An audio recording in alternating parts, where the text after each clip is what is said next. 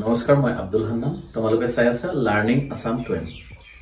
আজিৰ এই ভিডিঅ'টোৰ জৰিয়তে মই বিশেষকৈ নৱম আৰু দশম শ্ৰেণীৰ ছাত্ৰ-ছাত্ৰীসকলৰ ষ্টাডি বিষয়ে অৰ্থাৎ পঢ়াৰ বিষয়ে তেওঁলোকৰ দুআষাৰ কথা ক'ব বিচাৰোঁ বা দুটামান মেছেজ দিব বিচাৰোঁ সেইসকল ছাত্ৰ-ছাত্ৰী যিসকল ছাত্ৰ-ছাত্ৰী বৰ্তমান নৱম শ্ৰেণী বা দশম শ্ৰেণীত ষ্টাডি কৰি আছে বা পঢ়ি আছে। বৰ্তমান এটা কথা লক্ষ্য কৰিব পাৰে সকলোৱে, প্ৰায় সংখ্যক ছাত্ৰ-ছাত্ৰীয়ে কুৱেশ্যন আনসাৰ মুখস্থৰ প্ৰতি অধিক প্ৰাধান্য দিছে।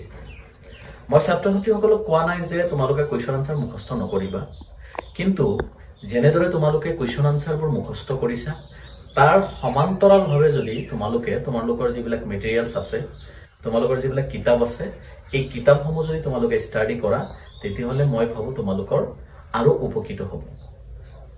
তাৰ মানে চোৱা ছাত্ৰ-ছাত্ৰীসকল, তোমালোকে যদি কুৱেশ্যন আনসাৰ মুখস্থ কৰা, যোনটো কুৱেশ্যন তোমালোকে পাইছা তাৰ এগেইনষ্টত যোনটো আনসাৰ আছে, মানে কুৱেশ্যনৰ যিটো আনসাৰ আছে সেই আনসাৰটোৱে তোমালোকে মুখস্থ কৰিছা ধৰি লোৱা।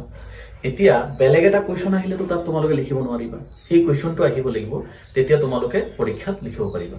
গতিকে ছাত্ৰ-ছাত্ৰীসকল, মই তোমালোকে এইটোৱে ক'ব বিচাৰিছোঁ যে তোমালোকে যদি কিতাপ পঢ়া, ফাইদাটো কি হ'ব চোৱা, যে তোমালোকে কিতাপটো যদি সম্পূৰ্ণকে পঢ়া, তাত কি কৈছে, তাত কাহিনীটো কি আছে বা কি বুজাব বিচাৰিছে, গোটেইখিনি যদি তোমালোকে বিতংভাৱে বুজিব চেষ্টা কৰা বা যদি গোটেইখিনি বিতংভাৱে যদি বুজি লোৱা, তেতিয়াহ'লে তাৰ পৰা যিকোনো কুৱেশ্যন যদি তোমালোকৰ এক্সামত আহে তেতিয়াহ'লে তোমালোকে ইজিলি সেইবোৰৰ সমাধান কৰিব পাৰিবা বা উত্তৰ লিখিব পাৰিবা। আৰু বৰ্তমান ছাত্ৰ-ছাত্ৰীসকল, এটা কথা তোমালোকে জনাৰ খুবেই প্ৰয়োজন আছে যে বৰ্তমান যিবিলাক কুৱেশ্যন পেটাৰ্ণ এইবিলাক কনচেপ্ট বেছৰ ওপৰত আহিব, অৰ্থাৎ কিতাপৰ ভিতৰৰ পৰা তোমালোকক বনাই কুৱেশ্যনবোৰ দিব। অকল যে কিতাপৰ বেকচাইডৰ কুৱেশ্যনবোৰ আহিব তেনেকুৱা নহয়, বৰ্তমান কনচেপ্ট বেছ কুৱেশ্যন আহে। গতিকে তোমালোকে ছাত্ৰ-ছাত্ৰীসকল কিতাপ পঢ়া, তেতিয়া তোমালোকে বহুত উপকৃত হ'ব পাৰিবা।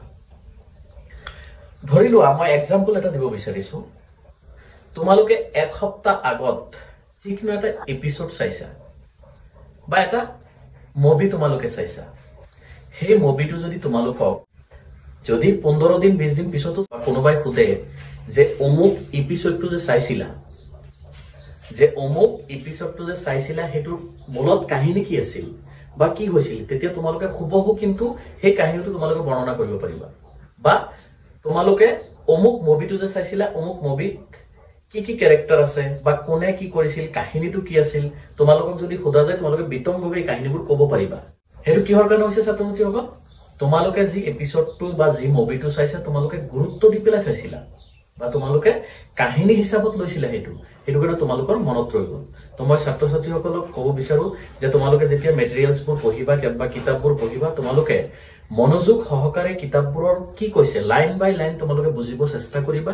এনেকে যদি কিতাপবোৰ তোমালোকে পঢ়া আৰু বুজিব চেষ্টা কৰা, মই আশা কৰোঁ তোমালোকক নৱম শ্ৰেণীতে হওক বা দশম শ্ৰেণীতে হওক, যিবিলাক তোমালোকৰ এক্সাম হ'ব, সেই এক্সামত যিকোনো কুৱেশ্যন দিলে তোমালোকে সমাধান কৰিব পাৰিবা বা উত্তৰ লিখিব পাৰিবা। গতিকে ছাত্ৰ-ছাত্ৰীসকল, এই ভিডিঅ'টোত মই এইখিনি ক'ব বিচাৰিছিলোঁ। পৰৱৰ্তী সময়ত মই আৰু নতুন নতুন ভিডিঅ' দিম, সেইটো কাৰণে তোমালোকে মোৰ চেনেলটো ছাবস্ক্ৰাইব কৰি দিবা আৰু লগতে বেল আইকনটো বজাই দিবা, যাতে মোৰ নতুন নতুন ভিডিঅ' সকলোৰে আগত চাব পাৰা। ধন্যবাদ।